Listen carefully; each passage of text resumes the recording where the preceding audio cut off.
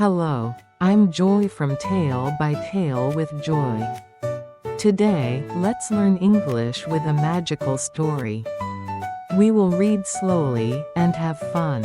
This channel is simple English, step by step. You read. You listen. You repeat. Don't worry about mistakes. Mistakes help you grow. Ready? Let's enjoy learning together. Tip 1. Read each line out loud. Tip 2. Pause the video if you need time. Tip 3. Repeat 3 times for strong memory.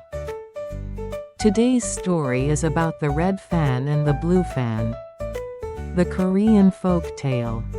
Long ago, a poor woodcutter worked in the mountain. He found 2 folding fans under a tree. One red, one blue.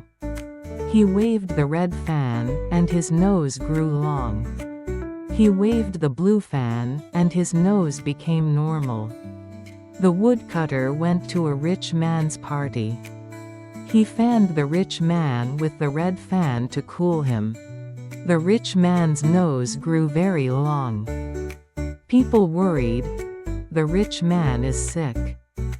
The woodcutter said, I can cure him. He used the blue fan. The nose became normal. The rich man paid him a lot of money. Now rich, the woodcutter felt bored and proud.